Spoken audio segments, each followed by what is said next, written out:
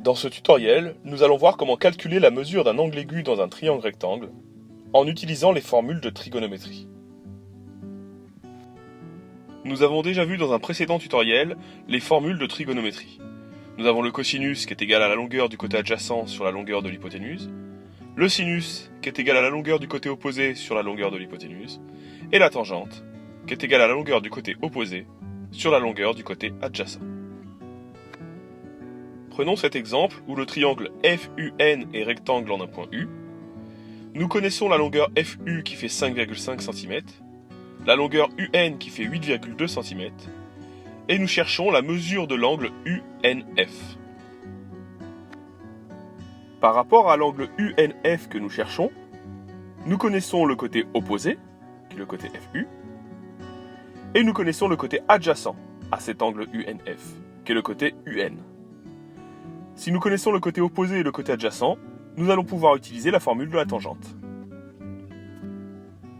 Pour calculer la mesure de l'angle UNF, nous nous plaçons donc dans le triangle FUN rectangle en un point U, et la tangente de l'angle UNF est donc égale à la longueur FU sur la longueur UN. Il nous faut alors remplacer par les longueurs que l'on connaît. Donc on connaît la longueur FU qui fait 5,5 cm, et on connaît la longueur UN qui fait 8,2 cm. Nous connaissons la tangente de l'angle UNF qui est égale à 5,5 cm sur 8,2 cm. Mais nous voulons l'angle UNF. Nous allons donc utiliser arc tangente de 5,5 cm sur 8,2 cm. C'est un calcul qui doit se faire à la calculatrice. Pour calculer l'arc tangente à l'aide d'une calculatrice, il va d'abord falloir s'assurer que la calculatrice est en degrés, et ensuite, il faudra appuyer sur la touche seconde en haut à gauche de la calculatrice, et sur la touche tangente pour avoir l'arc tangente. C'est le même procédé pour arc sinus et arc cosinus. Sur la calculatrice, nous voyons que l'arc tangente de 5,5 divisé par 8,2 est égal à environ 33,85.